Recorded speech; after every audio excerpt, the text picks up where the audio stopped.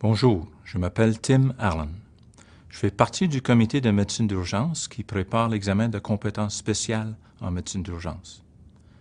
L'examen oral évalue votre démarche clinique face aux patients et aux problèmes vus à l'urgence, avec l'emphase sur la cueillette et l'interprétation des données, votre façon d'arriver à un diagnostic approprié et votre façon d'établir et d'appliquer un plan de traitement approprié.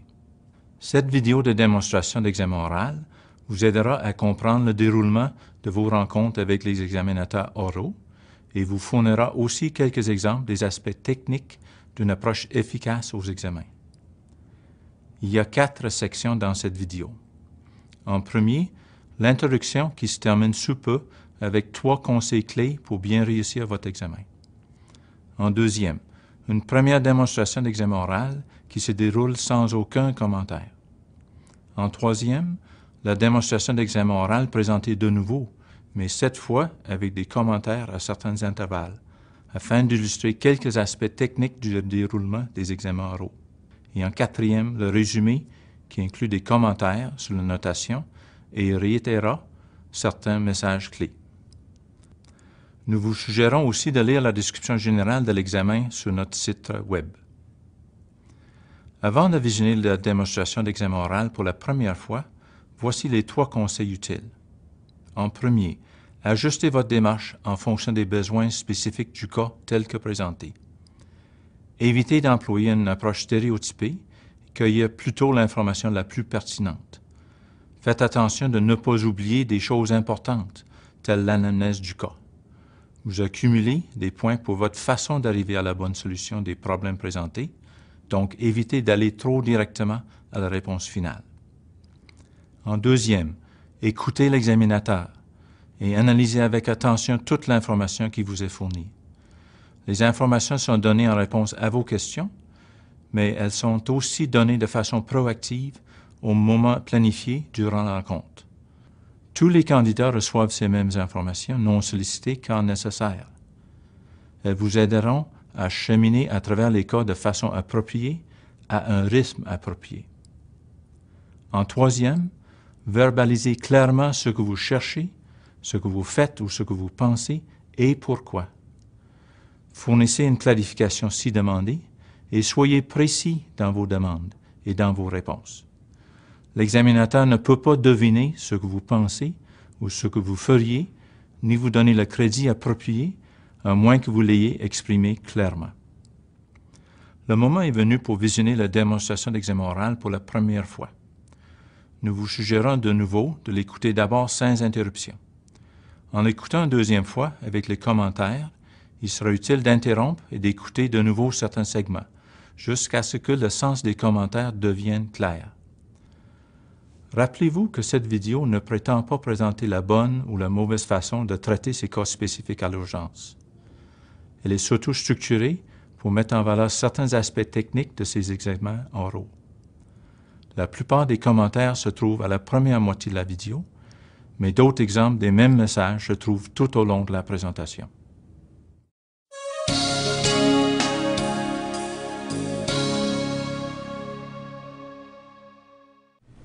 Bonjour, bienvenue à l'examen. Ici, c'est le cas de triage. Donc, vous avez 3 patients dont vous devez faire le triage. Et après ça, vous allez traiter les patients un à un. Je vais vous interrompre et tout. Il y a 25 minutes. Donc, ce que je voudrais que vous fassiez tout de suite, c'est de lire les 3 cas et tout faire et de faire le triage. Ça va? OK, merci. OK, je travaille dans un hôpital communautaire. J'ai 3 patientes qui arrivent au même temps et j'ai besoin de les trier et de les stabiliser simultanément. Patiente numéro 1, c'est un gars de 45 ans qui présente après un accident de motoneige. Sa pression est à 100 sur 80, son pouls est à 120, il respire à 20, température à 37. Patiente numéro 2, un jeune homme de 43 ans qui présente avec une douleur thoracique pendant 1 heure. Sa pression est à 130 sur 80, son pouls est à 60, son rythme respiratoire à 12 et une température de 36,7. Patiente numéro 3, c'est une madame de 22 ans avec une brûlure au bras. Sa pression est à 120 sur 80, un pouls de 78 et un rythme respiratoire à 14 avec une température de 37,2. OK. Pour le triage, est-ce que le patient numéro 1 a un collier cervical? OK. De prime abord, c'est important de le faire le triage, ensuite on va les traiter. Donc, avec OK. l'information que vous avez actuellement, là, il faut faire le Excuse-moi. triage. Ça fait que j'aimerais voir patient numéro 1 en premier, s'il vous plaît. Si OK. on pourrait le mettre au salle réanimation. Et, excusez, vous allez voir qui en deuxième? Oh, excuse-moi. OK, ça fait que le premier patient, ça va être patient numéro 1. Je verrai patient numéro 2 après ça. Et OK. le dernier patient, ce serait patient numéro 3. Ça va. Ça fait que je mettrai les 2 premiers patients dans la salle réanimation avec un moniteur cardiaque, de l'oxygène et un voie veineux, s'il vous plaît. OK. Puis je vais aller voir. Puis patient numéro 2, j'aimerais voir un cardiogramme maintenant, s'il vous plaît. OK, l'infirmière va faire ça, elle va vous le porter OK. dès qu'il est fait. Ça fait que je rentre en chambre numéro 1. Qu'est-ce que je vois quand je rentre en chambre, s'il vous plaît? Le patient est étendu sur la civière. Il y a de l'air en détresse. Il a l'air en détresse. Oui. OK. Il peut me parler? Oui. Son Glasgow est à quoi? Il est à 15. Glasgow est à 15. OK. J'aimerais commencer 2 lignes intraveineuses, s'il vous plaît, à 14, les 2 bras. OK. Et j'aimerais donner 1 litre de saline normale. OK, c'est fait. OK. Ça fait qu'il peut me parler. On va faire un petit examen ABC pour être certain que tout est stable. Il peut me parler. Ça fait qu'il n'y a pas de symptômes qu'on voit respiratoires. Quand on écoute les 2 bords, il respire bien, pas de sibilance. L'entrée d'air est beau des 2 côtés, puis c'est égal. Il n'y a pas de sibilance. Trachée est au central. Trachée centrale. Il y a de la douleur du 7e au 10e côte à gauche à la palpation. À la palpation. Mais il respire bien, puis il n'y a pas de sibilance autour. C'est ça. Circulation, ses bras, ses jambes sont chaudes. On a un pouls Oui. de bord. OK. Ça fait que ABC, on leur stable. D, est-ce qu'il est rentré avec un collier cervical? Non. OK, j'aimerais mettre un collier cervical aussi, une planche OK, aussi. c'est fait. OK. Pour le stabiliser, on commence 1 litre de saline. J'aimerais prendre des prises de sang, s'il vous plaît. OK, qu'est-ce que vous voulez? Un compte sanguin complet, s'il vous plaît. Un BUN créatinine, une fonction urinaire, un cardiogramme, des radiographies aussi, traumatiques. Ça fait qu'un vue cervical, 2 vues cervicales, excuse-moi, des vues pulmonaires et une radiographie pelvien. C'est bon. On va commander ça. Est-ce que j'ai mes prises de sang, s'il vous plaît? Je vais vous avertir lorsque ce sera prêt. OK. Oh, excuse-moi, j'aimerais ajouter un groupe et croisé pour 4 unités aussi, s'il vous plaît. OK, c'est fait. OK. Ça fait, qu'est-ce que je peux avoir un petit peu d'histoire de qu'est-ce qui est arrivé? OK. C'est un monsieur qui était en motoneige. Il allait à 30 km à l'heure, puis il a perdu le contrôle, puis il a été tiré contre une roche. Ça fait à peu près 4 heures. Au début, il n'y avait pas de douleur, mais là, il a commencé à avoir de la douleur, là, ça fait pas longtemps. Pas de perte de conscience, rien comme ça. Pas perdu connaissance, non. OK. Ça fait on a un collier cervical au moment. Il n'a pas perdu de connaissance, puis il n'y avait aucune douleur au commencement. C'est ça. Antécédent dans le passé, est-ce qu'il est connu pour des maladies? Non. Est-ce qu'il prend des médicaments? Aucun. Est-ce qu'il y a des allergies? Non. OK. Pas d'allergie, pas d'antécédent.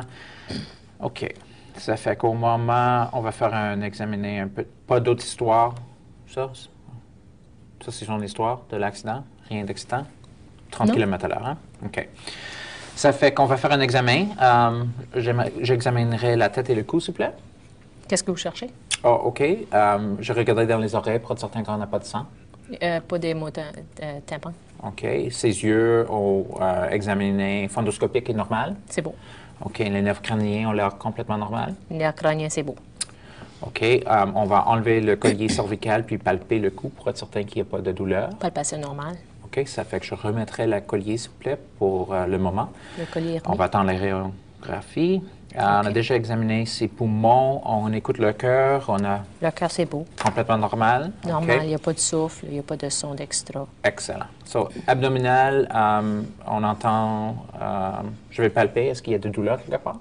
En palpation, il y a des douleurs dans le cadran supérieur gauche. Supérieur gauche. Un petit peu d'échymose qui est là aussi. Supérieur gauche. OK. Est-ce que ça passe au flanc aussi, du côté, ou c'est Ah, juste en ça fait avant? le tour un petit peu, là, mais c'est pas vraiment une douleur au flanc. OK. Ça fait que douleur à gauche. Il n'y a pas d'examiné... OK, excuse-moi. Il n'y a pas de signe péritonéal? Non. OK. Ça fait quoi? Moi, j'ai un petit peu peur d'un accident du rat, un saignement autour du rat, autour de là, ou peut-être Aussi les reins. Aussi, je ferai attention de l'aorte pour être certain qu'il n'y a pas un saignement autour de ça non plus. Ça fait que, est-ce que je peux refaire ses signes vitaux après son bolus? OK, il a reçu son bolus.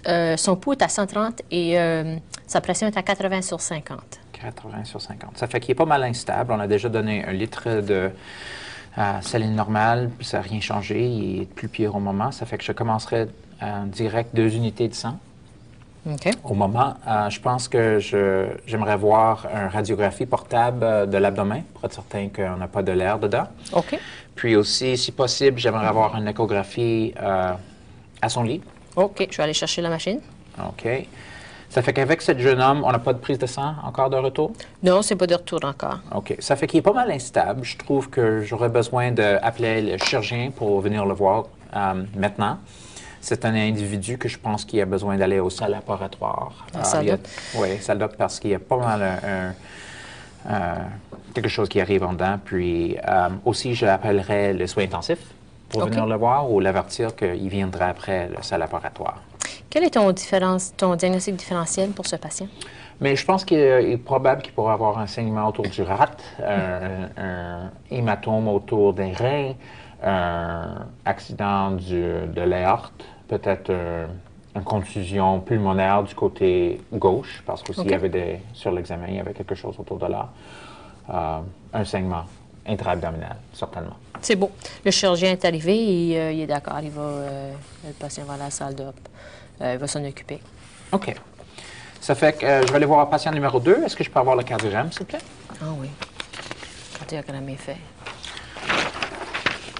C'est un cardiogramme qui a l'air assez normal. Je ne vois pas de symptômes aigus que j'ai besoin de traiter au moment. Est-ce que le monsieur a encore des douleurs? Non, sa douleur a duré à peu près 1 heure. Ça a commencé au bureau. Lorsqu'il est arrivé, il avait un petit peu de douleur. L'infirmière lui a donné de la xylocaïne avec du Malox. Puis la douleur est partie par la suite. OK, ça fait que ça a aidé. Est-ce qu'il y a une histoire dans le passé d'avoir des douleurs thoraciques ou c'est nouveau? Non, c'est nouveau. OK. Il n'est pas connu d'antécédents dans le passé médical? Non. OK. Est-ce qu'il y a des problèmes de cholestérol? Non. Pas de problème de haute pression, diabétique, maladie de cœur? Aucun. Pas d'histoire dans la famille? Non. Est-ce qu'il fume? Oui, un paquet par jour. Un paquet par jour? Oui. Du cocaïne? Non. OK. Pas de drogue, pas d'histoire. OK. Puis son douleur, ça a commencé comment? La douleur a commencé, il était à son bureau, puis il a commencé à avoir de la douleur. OK. C'était une douleur, ça irradiait au cou, à la mâchoire, au dos, au bras? Pas d'irradiation. OK. Est-ce qu'il y avait du nausée? Il était nauséeux avec ça, oui. Des diaphorèses? Non. Problèmes respiratoires? Aucun. OK. C'était pas une douleur pleurotique? Non. OK. Ça fait qu'on a donné du xylocaine. Est-ce qu'il y a une histoire dans le passé de problèmes gastriques, acidité? Il ne prend pas d'anti-inflammatoire? Non. Il n'y a jamais eu des saignements? Non. OK. Saignements? Dans les selles? Non. OK. Ça fait qu'il n'est pas connu pour des choses comme ça. Ça a aidé un petit peu. OK. Je vais juste faire un examen ABC assez rapidement. Il parle à moi, ça fait qu'il n'a pas l'air d'être en détresse. Il respire bien les deux bords. On ne voit aucune abnormalité sur l'examen respiratoire. C'est beau. OK. Cardiaque, il n'y a pas de soufflement, rien d'abdominal. Il n'y a pas de souffle, il n'y a pas de bruit extra. OK. Puis son pouls, son circulation a tout à fait de l'air normal. Qu'est-ce que vous voulez regarder à la circulation? Voir si ses jambes sont chaudes, s'il y a un pouls périphérique. OK. C'est beau. OK. L'autre histoire avec ça, je pense à un embolie pulmonaire. Il n'y a pas de douleur à une de ses jambes. Non. OK. Puis c'est pas, on a déjà dit, je pense que c'est pas pleurétique. C'est pas politique. OK. Avec cet monsieur, je pense que j'ai peur d'un syndrome coronaire aigu pour lui, principalement, en pensant qu'il pourrait être aussi une embolie pulmonaire, péricardite, pneumonite. Il y a beaucoup de choses qui pourraient être dans son différentiel. Un problème gastrique, un petit saignement, une ulcère. Ça fait pour lui, j'aimerais prendre des prises de sang, des troponines à répétition, si vous voulez, pendant 8 heures. Il n'y a pas besoin juste d'un, je pense qu'il faut qu'on les répète. Puis aussi des sangs cardiaques, une fonction rénale, un PT-PTT, radiographie pulmonaire aussi. On va répéter un cardiogramme s'il y a encore des douleurs. OK. Avec son histoire, pas d'avoir saignement, je pense qu'on commencerait de noxaparine 2 fois par jour pendant qu'il est ici. Puis, je vais compléter mon examen. Il n'y a pas de douleur à l'abdominal, Non. pas d'édème aux pieds. Non. OK, il n'y a pas de... OK, on a dit qu'il n'y avait pas de tendresse. Le chum de la patiente, dans la troisième patiente, il veut savoir ça va prendre combien de temps, cette affaire-là, pour qu'elle soit vue, parce que là, ça fait longtemps. Je lui demande de retourner à sa chambre, puis je verrai bientôt, mais je vais finir ici avec cette patiente. OK. Ça fait qu'avec ce monsieur, je pense que on n'a pas de prise de sang à date qui sont de non. retour. Non. C'est quoi votre plan pour ce patient-là? Mais comme j'ai dit, je pense que mon diagnostic principal, ce serait un syndrome coronaire aigu. Avec ça, on peut, même si ses prises de sang sont normales, ses troponines sont normales, c'est quelqu'un qui a besoin d'avoir un suivi cardiaque. OK. Avec un cardiologiste. Ça fait qu'au moins, qu'est-ce que je ferais? Je le garderais ici à l'urgence pendant 8 heures. Je répéterai ses troponines pour 8 heures après son douleur pour être certain qu'on ne voit rien d'abnormal, que son douleur ne revient pas, que ses rayons X sont normaux. Si tout est tout à fait normal, il y aura besoin d'avoir un suivi ici aujourd'hui avec cardiologie ou bientôt, ça veut dire d'ici les prochaines journées. Je pense que j'organiserai un test cardiaque, un stress test, pour être certain que ça fait normal. Puis, on partirait de là. OK. Le cardiologue arrive, il va voir votre patient. Oh, parfait. Et il va prendre en charge. C'est beau. OK. Je rentre dans la troisième chambre pour voir la madame avec le brûlure au bras. J'aimerais prendre un petit peu d'histoire. Qu'est-ce qui était passé? Son chum vous dit que s'est brûlé hier en faisant des bains à la maison. Mais je demande au chum d'attendre dehors. J'aimerais parler avec sa patiente, puis on le verra bientôt. Il va rester parce que ils partagent toutes leurs informations de toute façon. Hein.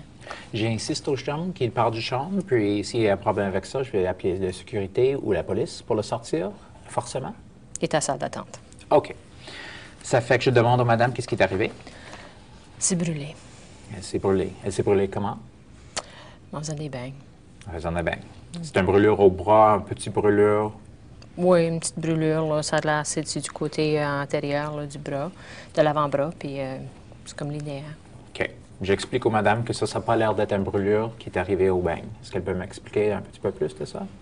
Ben, elle et son chum, ils ont une petite chicane hier, puis ça n'a pas bien été. Puis c'est de même qu'elle s'est brûlée. C'est son chum qui l'a brûlée? Est-ce que ça s'est arrivé dans le passé? C'est arrivé quelques fois, pas des brûlures, mais que la chicane soit prise, là, puis que ça soit violent un peu. OK. Je demanderai maintenant au dossier antérieur pour l'avoir, pour réviser après qu'on a fini avec elle. C'est demandé. OK. Pas d'histoire d'antécédent sexuel avec le monsieur? Non. Agression sexuelle, rien du tout comme ça? Non. OK. Je dis à la madame que je trouve ça assez sérieux. Puis on va retourner à ça. Je veux juste traiter les brûlures pour être certain qu'elle n'a rien d'autre autour, puis on va revenir à ça. Pas d'antécédent médical pour la madame? Pas d'allergie? Aucun. Pas de médicaments? Non. Est-ce qu'elle a des enfants à la maison? Elle a une petite fille de 2 ans. 2 ans. C'est qui est avec la fille au moment? Son amie. Son amie. OK. Ça fait que pour le brûlement, puis son tétanos? Son tétanos est à jour. Il y a 2 ans qu'elle l'a eu. OK. Pour son traitement de brûlure, je mettrais un petit peu de polysporin dessus avec un petit pansement. Puis j'expliquerais que ça, ce n'est pas une maladie grave, qu'on pourra suivre ça. Puis ça ne me fait pas peur du tout. Mais qu'est-ce qui me fait peur, c'est l'histoire d'agression avec son chum. Je trouve ça très sérieux. Je l'explique que j'ai besoin d'appeler une agence pour venir voir qu'est-ce qui arrive à la maison, spécifiquement pour ses enfants. OK? Protection de la jeunesse, pour être certain que tout va bien. Ils vont faire une petite investigation, puis je suis obligé de faire ça avec la loi. J'explique aussi à la madame que je peux chercher une infirmière qui peut venir le parler, une infirmière qui spécialise en agression sexuelle. Puis que peut-être on devrait arranger qu'elle a une place pour rester ce soir. OK? Pour les femmes, il y a une place qu'on pourra le mettre ce soir pour qu'elle n'ait pas besoin de retourner avec son chum.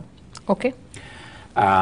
Puis elle a dit qu'elle n'a pas d'agression sexuelle avec ça aussi. Hein? Ça fait que, aussi, j'insisterai que ce serait peut-être une bonne idée de faire un rapport avec la police. OK? Puis que ce serait une bonne idée qu'elle ne retourne pas avec son chum ce soir. Est-ce qu'elle est correcte avec tout ça? Oui, elle est correcte avec ça. Elle est correcte avec ça.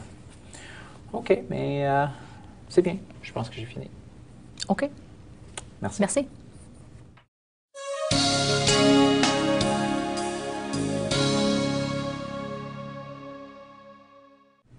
Bonjour, bienvenue à l'examen. Ici, c'est le cas de triage. Donc, vous avez 3 patients dont vous devez faire le triage. Et après ça, vous allez traiter les patients un à un. Je vais vous interrompre et tout. Il y a 25 minutes. Moi, je vais vous donner un avertissement à 5 minutes pour s'assurer qu'on est à l'heure.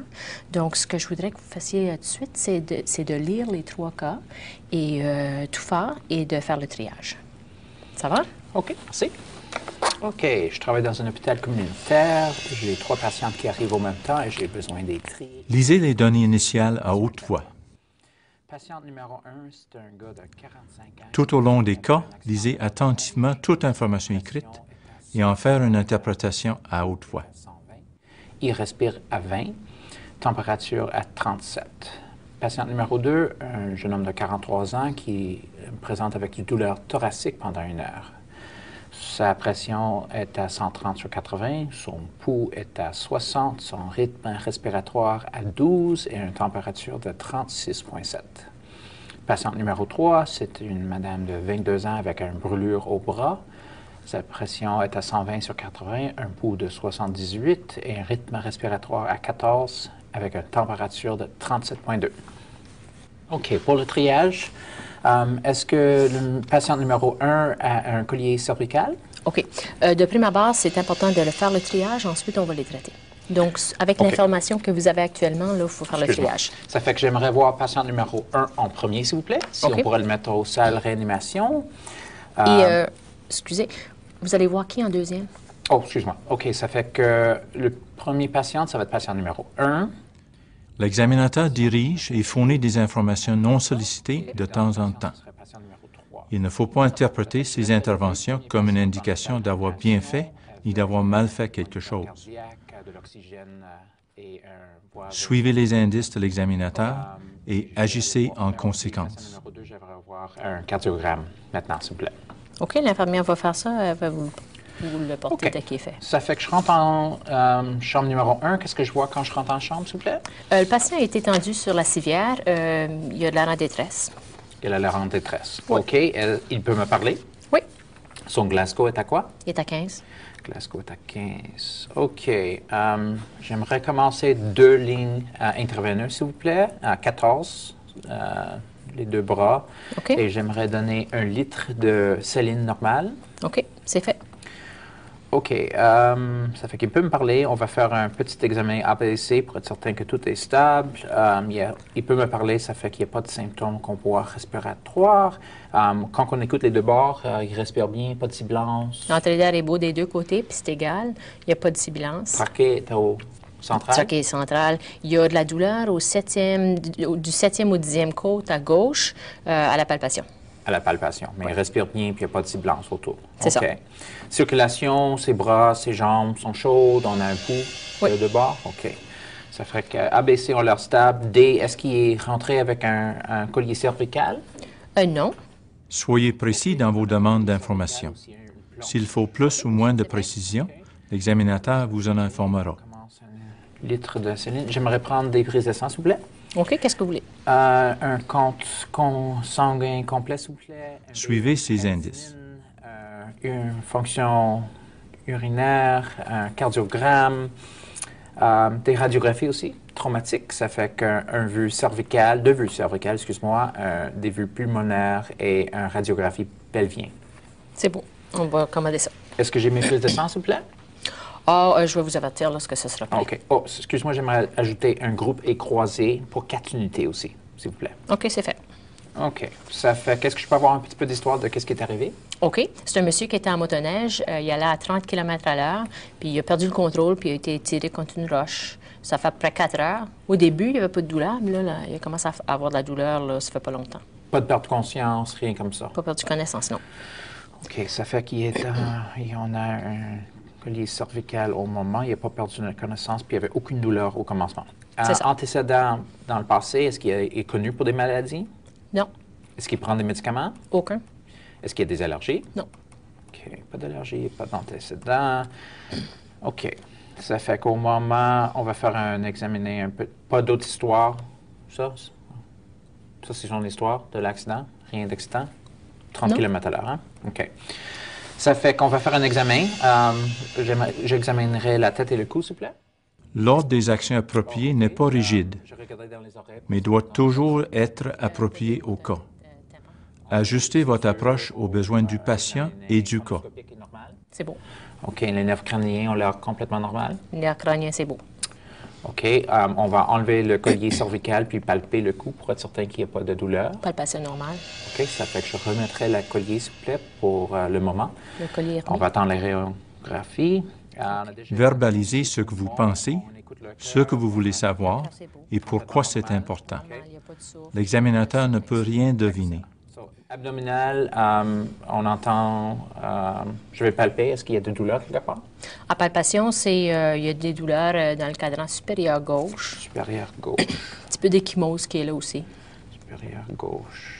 OK. Est-ce que ça passe au flanc aussi, du côté, ou c'est Ah, juste en ça fait avant? le tour un petit peu, là, mais c'est pas vraiment une douleur au flanc. OK. Ça fait que douleur gauche. Il n'y a pas d'examiné. OK, excuse-moi. Il n'y a pas de signe péritonéal? Non.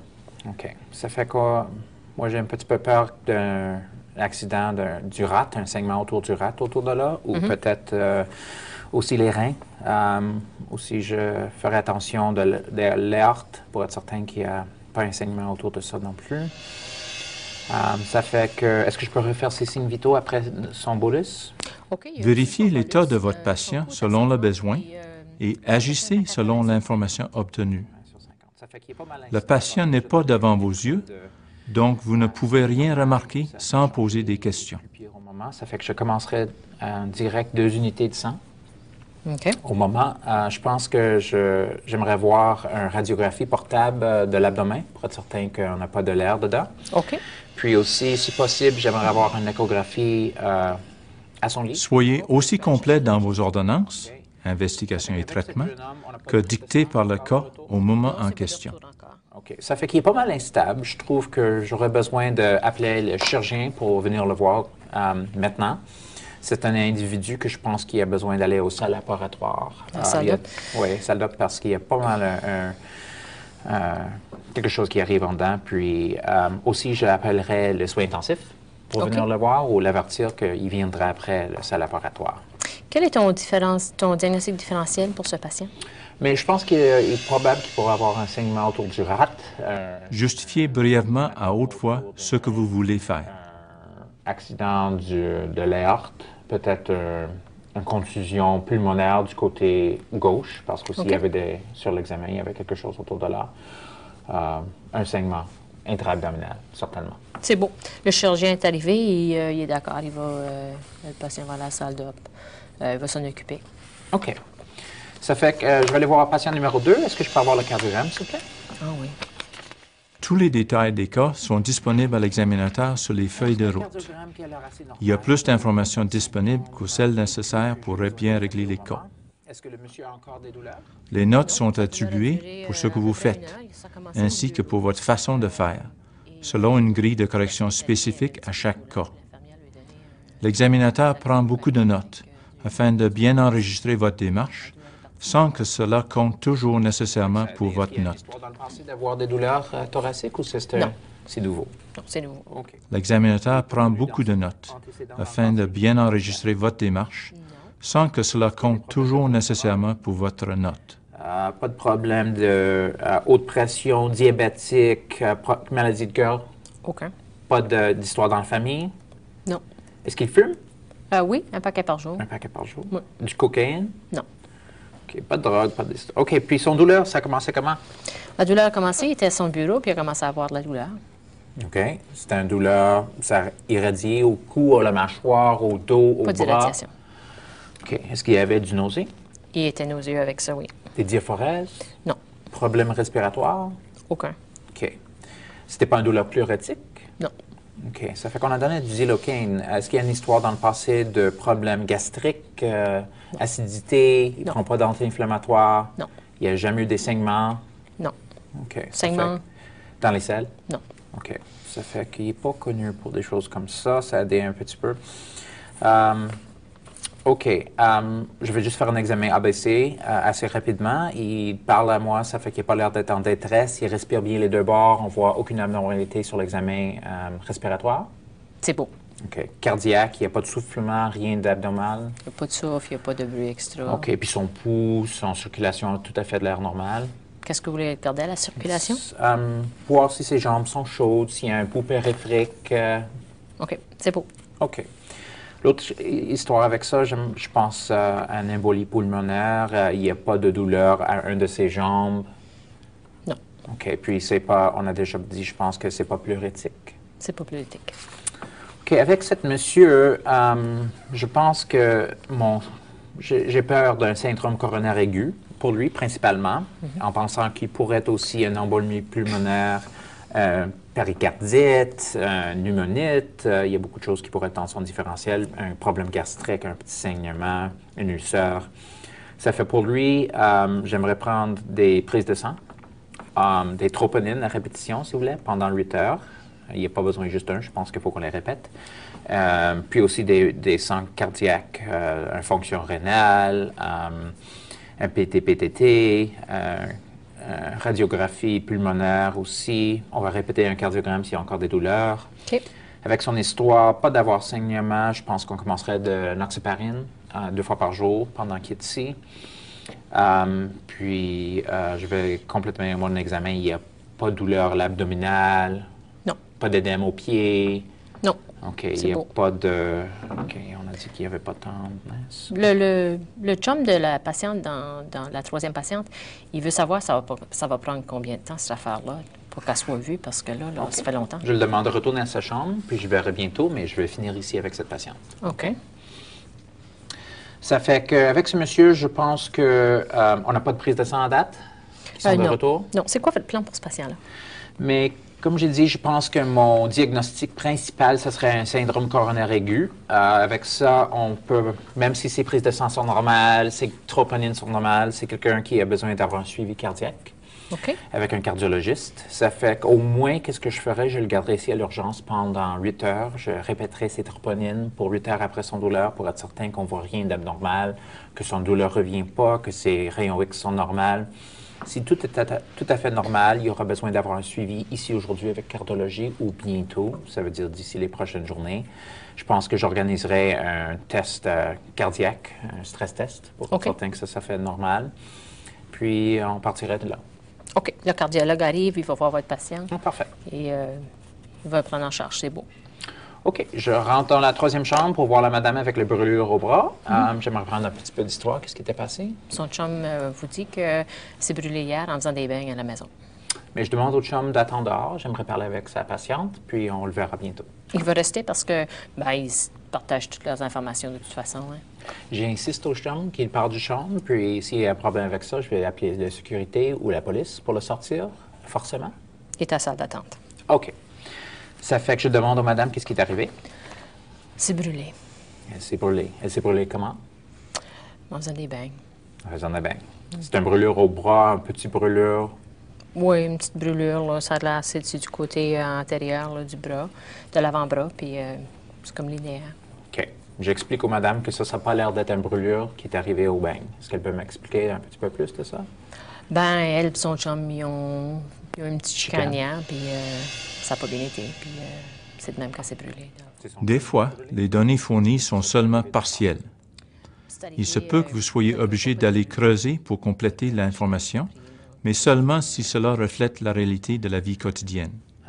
Les cas ne sont pas truqués et l'examinateur ne rend jamais l'obtention des données pertinentes plus difficile que dans la vraie vie. Sexuel avec le monsieur? Non. Agression sexuelle, rien du tout comme ça? Non. OK. Je dis à la madame que ça, je trouve ça assez sérieux. Puis on va retourner à ça. Je veux juste traiter les brûlures pour être certain qu'elle n'a rien d'autre autour, puis on va revenir à ça. Pas d'antécédent médical pour la madame? Pas d'allergie? Aucun. Pas de médicaments? Non. Est-ce qu'elle a des enfants à la maison? Elle a une petite fille de 2 ans. 2 ans. C'est qui est avec la fille au moment? Son amie. Son amie. OK. Ça fait que pour le brûlement, puis son tétanos? Son tétanos est à jour. Il y a 2 ans qu'elle l'a eu. OK. Pour son traitement de brûlure, je mettrais un petit peu de polysporin dessus avec un petit pansement. Puis j'expliquerai que ça, ce n'est pas une maladie grave, qu'on pourra suivre ça, puis ça ne me fait pas peur du tout. Mais qu'est-ce qui me fait peur, c'est l'histoire d'agression avec son chum. Je trouve ça très sérieux. Je l'explique que j'ai besoin d'appeler une agence pour venir voir qu'est-ce qui arrive à la maison, spécifiquement pour ses enfants. OK. Protection de la jeunesse, pour être certain que tout va bien. Ils vont faire une petite investigation, puis je suis obligé de faire ça avec la loi. J'explique aussi à la madame que je peux chercher une infirmière qui peut venir leur parler, une infirmière qui spécialise en agression sexuelle. Puis que peut-être on devrait arranger qu'elle a une place pour rester ce soir. OK? Pour les femmes, il y a une place qu'on pourra le mettre ce soir pour qu'elle n'ait pas besoin de retourner avec son chum. OK. Puis, elle a dit qu'elle n'a pas d'agression sexuelle avec ça aussi. Hein? Ça fait que, aussi, j'insisterai que ce serait peut-être une bonne idée de faire un rapport avec la police. OK? Puis, que ce serait une bonne idée qu'elle ne retourne pas avec son chum ce soir. Est-ce qu'elle est correcte avec tout ça? Oui, elle est correcte avec ça. Elle est correcte avec ça. OK, mais c'est bien. Je pense que j'ai fini. OK. Merci. Merci.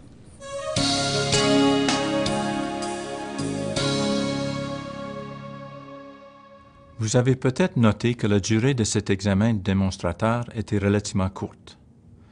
Lors des examens, vous allez probablement utiliser toutes les minutes disponibles, 20 à 25 minutes pour chaque examen. Vous avez une pause entre les deux oraux, donc vous pouvez utiliser tout le temps alloué. En résumé, vous devez aborder ces cas comme vous feriez pour des vrais patients à l'urgence. Il faut faire des ajustements techniques parce que le patient n'est pas là devant vos yeux.